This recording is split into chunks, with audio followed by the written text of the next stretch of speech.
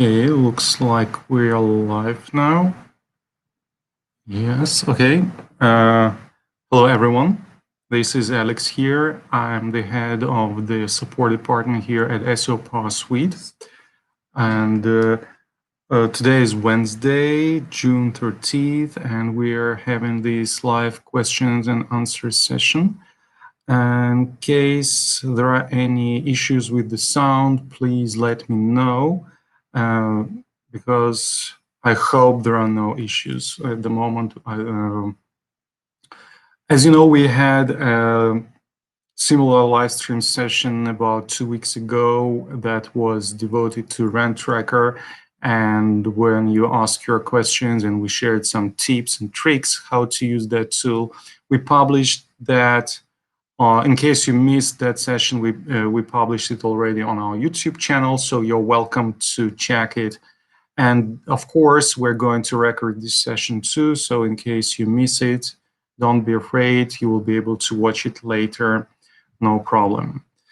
So before we begin, I would like to make some brief introductory to Website Auditor, because this session is going to be dedicated to this software. Let me just share the screen with you and we'll start.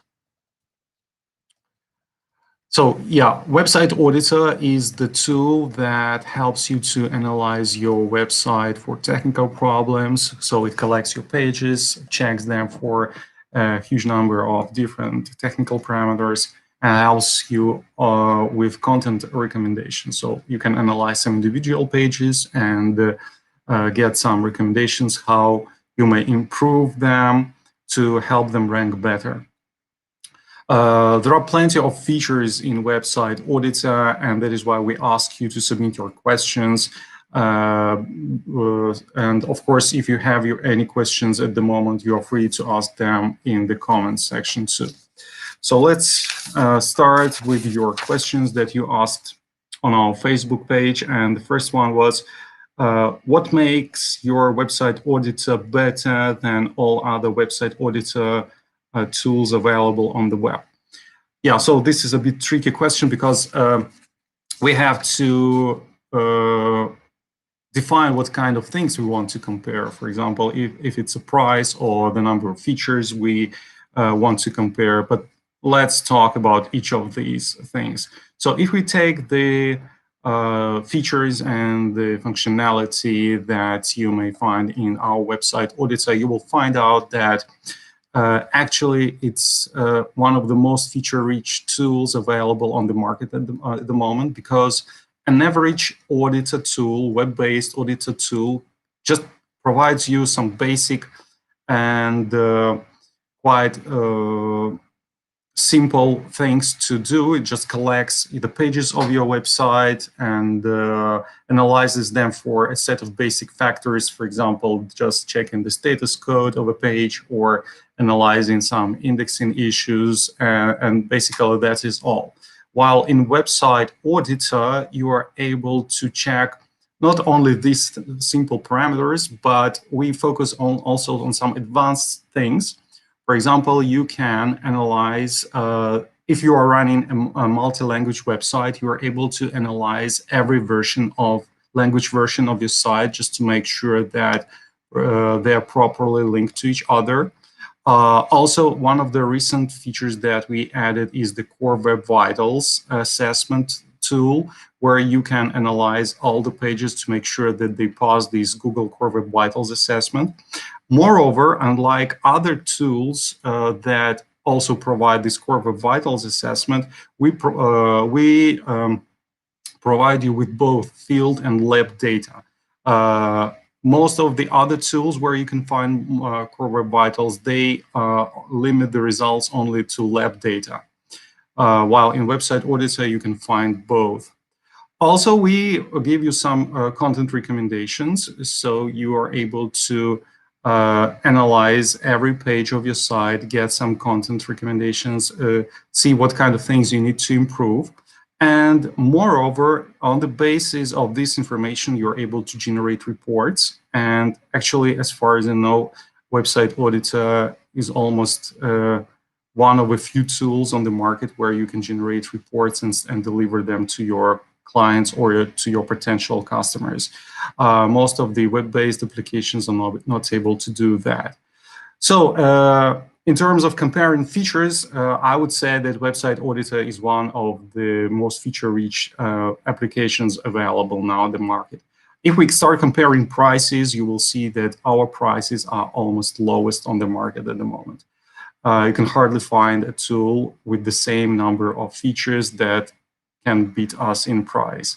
And secondly, if we start comparing limitations, because when you are using a web-based service, you have to buy a specific plan, and there are certain limitations that you have in this plan. For example, you are not allowed to save or to create multiple projects, or you are not able to collect more than a certain amount of pages. So in Website Auditor, there are no limitations. So basically, you may analyze as many websites as you want and collect as many pages as you want. We don't set any limitations on that. So I hope I have answered your questions, and because there are a lot of things we can talk about when we start comparing, but I guess pricing, limitations, and the number of features are the most crucial that a user would pay attention to. So the next question that we have was, what is visualization model and how to use it? Yeah, very often people who use Website Auditor, they find this visualization model and they get confused and they don't know what it is for and how to use it.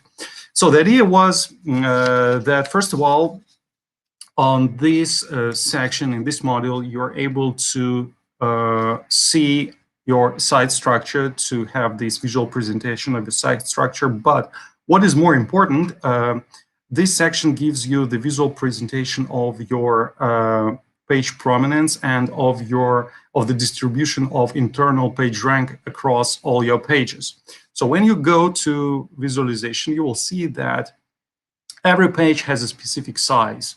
So the size of the page depends on the internal page rank and the number of incoming and outgoing connections. So the more connections a page has, the bigger it's going to be in size on this map. And definitely a bigger page would mean that this page looks more prominent to search engines. This page has more chances to appear higher on ranking positions in Google or any other search engines.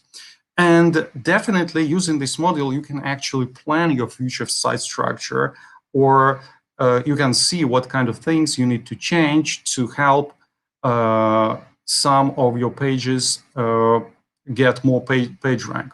So let's have a look at the example that I have here. So this is the current site structure of my SEO PowerSuite site, and as you see, there are a few pages that look a bit smaller than others. So for example, this one, quick start tips, is definitely smaller than, for example, this one, features and additions, or these pages. So in case I want to promote this quick start tips page, I definitely have to add more incoming links to it. So what I do is that using this model, I can simulate this. So I select the page here and I can add some incoming connections to it using this button. So I add incoming link, and then I choose what kind of pages should link to this tips page. So I select them here in this small drop down list. So I click add. And now if I recalculate, I will see that the size of the page will grow. This means that if I apply the same structure on my live page, I'm going to improve the internal rank of this page, and it's definitely going to help to promote it on search engines. So this way you can control your site structure, you can plan your site structure, and definitely find out some